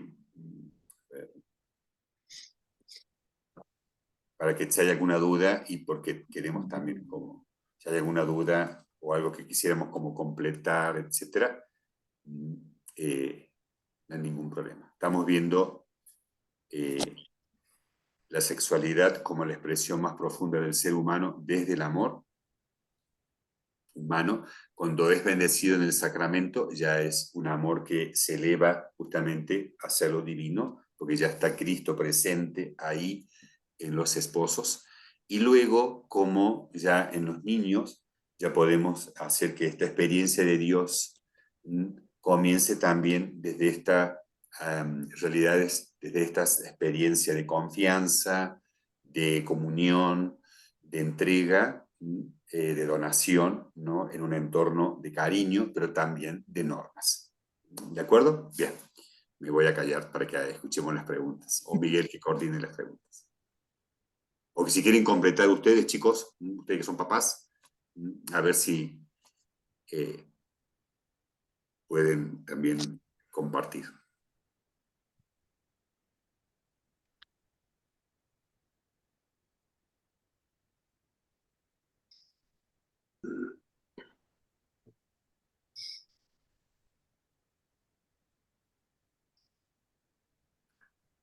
Sí, Guillermo, adelante. Gracias, buenas noches. Buenas Yo noches. quisiera comentar que, de acuerdo a la experiencia como padre y además algún tiempo que estuvimos laborando como terapeuta o terapistas con grupos de jóvenes con problemas de adicción, eh, pudimos comprobar a través de diferentes métodos y algunas formas de entrevista que efectivamente lo que acaba de decir es tan cierto y tan científicamente probado, porque efectivamente cuando existe la ausencia de los padres o, o alguno de ellos, porque a veces nada más está la mamá, a veces nada más está el papá, a veces ambos, y se desarrollan con su abuelita, etcétera, ¿no? Cuando existe la ausencia, cada uno se va acomodando de acuerdo a sus conveniencias, a donde no hay regaños, a donde no hay posibilidades de que descubran sus vergüenzas y todas esas cositas. Y eso es en la etapa, se da entre los 0 y entre 1 y 3 años, que es cuando ya tienen la experiencia de que conocen los colores, ya conocen lo que es la luz, la oscuridad y otras cosas básicas de la vida. Pero ya de 1 a 3 años, como que el ser humano comienza a comenzar a practicar lo que aprendió desde los 0 hasta el año, lo que también justamente usted estaba diciendo con mucha certeza. O sea que, poniendo un ejemplo, de 0 a 1 año, comienzan a tener experiencias, pero las comienzan a visualizar, a sentir, pero ya desde que cumplen el año hasta los 3 años, ya que como que comienzan a practicar todo eso que vieron en el primer año. Ya lo comienzan a manifestar de diferentes maneras, a través de una cierta rebeldía o ciertas sonrisas, ciertas expresiones gesticulares y corporales, las comienzan a manifestar y los papás en este caso, o quien los acompaña, tienen que estar pero muy atentos y muy sensibles para ver cuál es el desarrollo que tiene cada uno de sus hijos, porque todos son diferentes. A pesar de que son los mismos padres, todos los hijos tienen una experiencia diferente. Entonces, pues sí me parece que es muy preciso todavía hasta esta fecha todas los comentarios que nos hizo y que nos dejó el doctor Freud, ¿no?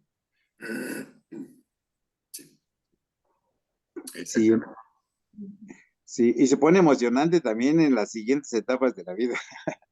Sí, exactamente. Y cuando veamos ciclos de vida, que son justamente el ciclo de vida, son cuando comienza con el noviazgo, cuando yo decido dejar a mis papás y formar la familia, esos son ciclos de vida, no el noviazgo, el matrimonio, cuando vienen los hijos, cuando los hijos se van de la casa, bueno, ya son los ciclos ya del matrimonio, ¿no? Que también son trabajados muy bien.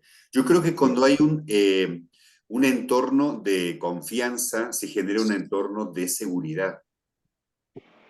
Y ahí se da una relación muy fecunda entre los papás con los hijos. Cuando yo tuve un entorno de confianza y seguridad, yo voy a poder confiar en los demás, ¿no? Y confiar en Dios. Sí. Porque eso me da seguridad de que, lamentablemente, a veces las experiencias humanas también podemos encontrar gente que puede traicionar esa confianza, ¿verdad? Sí, se puede dar también eso, ¿no? También a Cristo le pasó, ¿no? Él confiaba en los apóstoles y uno de ellos lo traicionó. Es decir, es la realidad humana, ¿no? También nosotros podemos traicionar al matrimonio, a la familia, a mi sacerdocio también, o al pueblo de Dios. Por eso, bueno, se da también esa realidad, ¿no? Pero bueno, de todos modos, en esa confianza yo puedo buscar la verdad y puedo buscar lo mejor para mí, que es justamente lo que estábamos, pero es a raíz de este proceso. Es difícil cuando no está el papá y cuando no está la mamá, ¿verdad? Es muy complicado. Pero van a aparecer los abuelos que van a sustituir a estas personas, o pueden ser también las religiosas o sacerdotes que pueden cumplir esta función y este rol también de acompañar. A mí me ha tocado muchas veces acompañar a jóvenes, a niños, en la ausencia del papá. ¿Sí? O que falleció o se separó.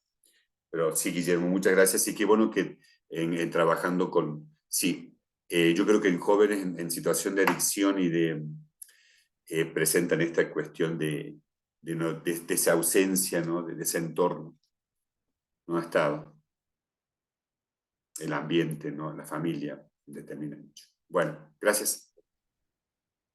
Yo quisiera aprovechar este espacio para responder la pregunta que hicieron. ¿Cómo ayudo a una joven dolida por tantas relaciones? Bueno, desde mi experiencia, yo pienso que aquí somos muchos adultos, y pienso que a los jóvenes lo que más les gusta o lo que más necesitan es la compañía de los adultos, de los papás.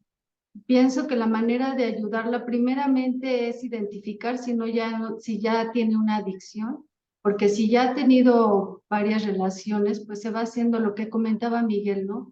La oxitocina genera el apego, entonces se hace una necesidad de estar teniendo pues estas relaciones sexuales. Hay que primero determinar si no tiene una adicción.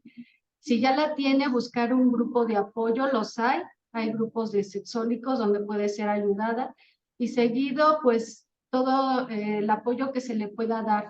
Primero, no haciéndole un juicio, no determinándola a decir ya eres así y ya vas a terminar así. Pienso que siempre hay que motivar a los jóvenes a que pueden levantarse de los errores. Yo creo que todos fuimos jóvenes y nos levantamos de muchos errores, y pienso que esa es la manera que en lo personal pienso que se le puede ayudar. Todos necesitamos de ese ánimo y ese empuje, entonces pues pienso que esa joven puede salir adelante si hay un adulto pues siempre motivándola a que puede tener un futuro mejor. Eso es lo que yo quería responder a la pregunta que hacía. Gracias.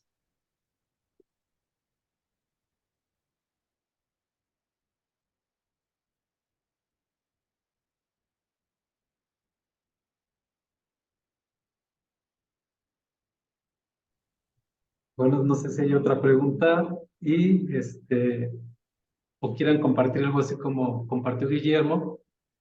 Y si no, pues, Ricardo, tú dirás si hacemos la oración final. No sé. Yo nomás quiero añadir un poquito algo de lo que Sí, ahorita Katy, comentó claro que sí. Marina, de que si era lo mismo ética que moral.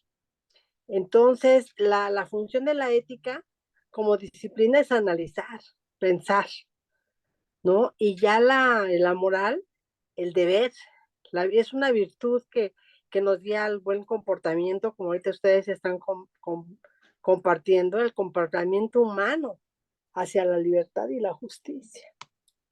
Es lo que quería añadir nada más. Gracias, Katy. También en la moral, también se analiza, Katy, también se analiza, también se discierne. Nada más que la moral es, yo dije recién, ¿verdad?, lo que se debe de hacer. ¿Sí?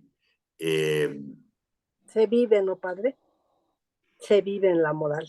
Exactamente, sí. Y la ética, aunque también hay una ética sexual, ¿no?, que también estudiamos nosotros, etcétera, y podemos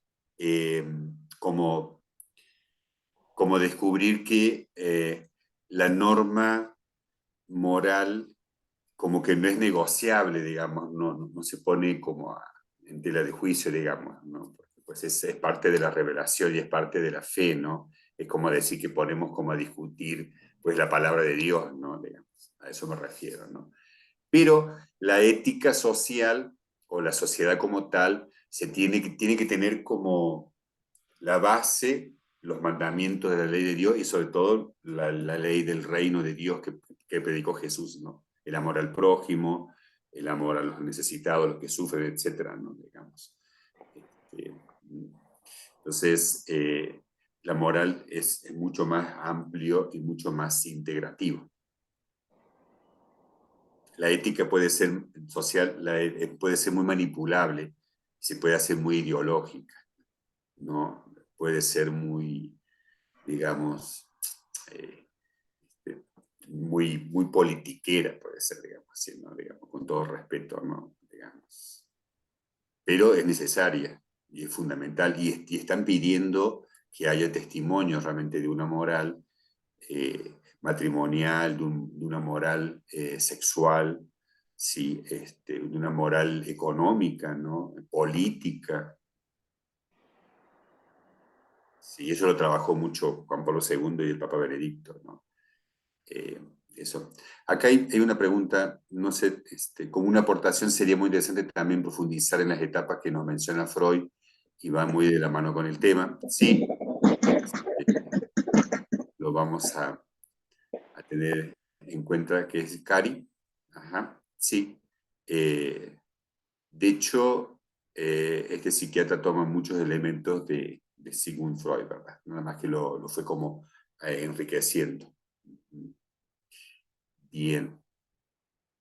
No sé si había... Bueno. Así es, gracias. Muy gracias, Cari. Sí. Bien. Nada más que Sigmund Freud a veces se queda nada más con lo intrapsíquico individual, ¿sí? Lo que le pasa al sujeto. ¿Sí? En lo que es en terapia psicoanalítica, en vez, los otros autores que continuaron su pensamiento y lo profundizaron fueron incorporando la familia y el entorno, ¿no? Entonces, digamos, Freud pone como las bases, ¿no?, de la teoría y después comienza como a enriquecerse con otras aportaciones, ¿no? También en el campo de lo religioso hay una psicología religiosa, que es el comportamiento y la conducta. Sí, justamente así es enriquecer. Ok. Hay una psicología religiosa que lo va a trabajar William James, y Jung, por ejemplo, Carl Jung trabaja mucho el tema de los arquetipos y del inconsciente colectivo, y bueno, se fue ampliando el terreno de lo religioso. Qué interesante cómo la psicología también va a hablar de la conducta religiosa, como también nosotros podemos hablar de la conducta humana sin ninguna conexión con la religión. Evidentemente, la fe determina una conducta religiosa y va a determinar una conducta humana de convivencia. Muy bien, perfecto. Muy bien, entonces cerramos, Miguel. Bien, la semana que viene vamos a ver otros aspectos, sí, de acuerdo al programa, y yo quisiera que también fuéramos como aplicando todos estos conceptos a nuestra propia vida personal. Yo quería también a veces como dejar una tarea, ¿no? Es decir, ¿me da chance, Miguel y Nancy, una diapositiva? Sí. Ok. Déjenme primero como...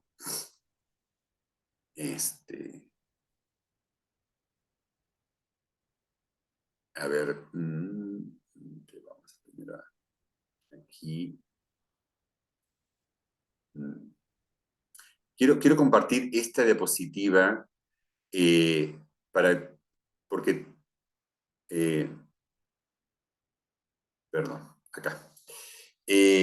La sexualidad se relaciona con el mundo de los afectos, con los sentimientos, justamente, lo que ya decía Miguel, y que se va a generar justamente todo lo que es el sistema endocrinológico interno, ¿no? Y también con la corporeidad. Entonces, yo creo que una pregunta que sería importante como para que cada uno se haga, y lo podemos apuntar: ¿qué características sobre la sexualidad ha marcado mi historia personal en lo físico, en lo psíquico y en lo espiritual, en la forma de relacionarme con los demás, ¿no? ¿Qué característica tuvo mi sexualidad en relación a mis papás, a mis hermanos, a mis primos, a los compañeros de la escuela? Porque como es una característica tan, como decíamos recién, expresiva de la persona, ¿sí? Vamos a tener distintas maneras, hasta podríamos hacer un mapeo de mi propia historia de la sexualidad, ¿no? En donde, en lo físico, en lo psíquico y en lo espiritual.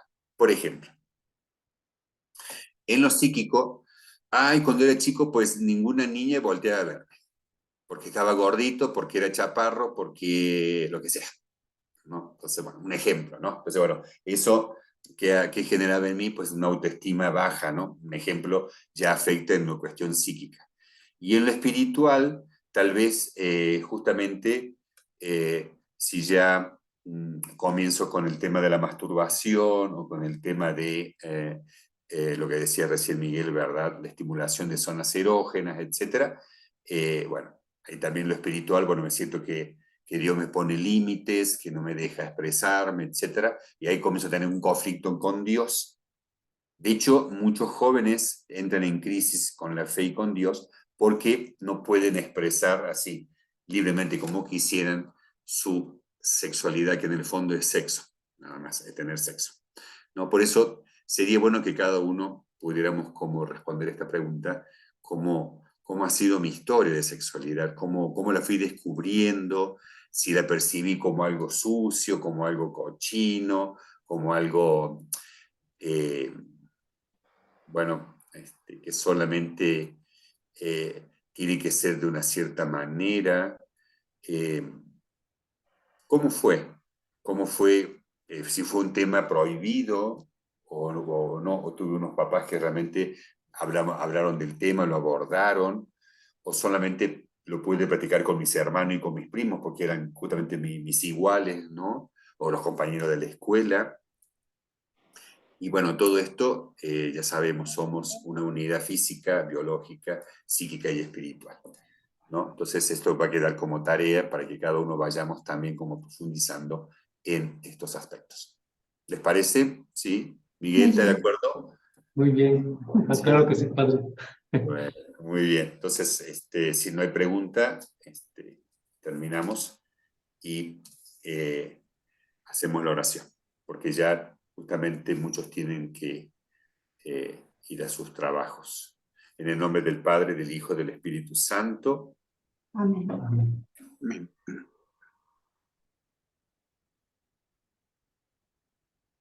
Le damos gracias, Padre de la vida, fuente de todo bien y de todo amor, por comprender cada vez más lo que tú quisiste hacer y haces de nosotros en la creación. Gracias por nuestra sexualidad, que expresamos nuestro amor, nuestro cariño, la ternura en el matrimonio, en el noviazgo sano y puro, o en la viudez, o como solteros, o en la vida de célibes. Que podamos integrar esta sexualidad, esta pulsión, en el fondo es fuente de vida, porque todo lo que tú creaste es bello y es bonito y es agradable, como fue la creación del hombre y de la mujer, como nos relata justamente en el libro del Génesis. Te damos gracias por compartir, por ir aprendiendo, ir conociendo e ir enriqueciéndonos también con otras personas que han estudiado sobre estos temas de la realidad humana como es la sexualidad. Te pedimos que nos concedas una noche tranquila y serena y que mañana nos levantemos siempre con esta ilusión de la fe, la esperanza y la caridad, que son estas virtudes que recibimos en el bautismo. Queremos expresarte nuestro amor, también nuestro pecado, pedirte perdón y también perdonar y pedir perdón a los demás. Por Jesucristo nuestro Señor. Amén. Amén. El Señor quede con ustedes. Y con su espíritu. La bendición de Dios Todopoderoso, del Padre, del Hijo y del Espíritu Santo, descienda sobre ustedes y les acompañe siempre. Amén. Amén. Amén. Tengan muy buenas noches. Muchas gracias. Muchas Buenas gracias. noches a todos. Muchas gracias a todos por su compañía. Nos vemos dentro de 8 días. Gracias por los temas. Buenas noches a Buenas todos. noches, Gracias. muchas gracias, Gracias. Padre, Miguel, Nancy. Gracias, Edelmir. Gracias, gracias. Gracias. Buenas noches. Gracias, igualmente. Gracias. Gracias. Saludos hasta Estados Unidos. Un abrazo grande. Los queremos. Gracias, Tirso. Buenas noches, padre. Gracias, Gracias, María. padre Velotti. Buenas Gracias. noches. Buenas noches. Gracias, Ana. Buenas noches, Nan. Buenas noches. Muchas gracias, buenas noches, Adiós, padre. adiós, Tirso. Miguel, Nancy, a todos, buenas Gracias, noches. Mónica. Descansen, buenas noches. Gracias, buenas noches. Buenas noches, Leli. Buenas noches. Buenas noches a todos. Buenas noches, Guillermo. Buenas noches, Guillermo.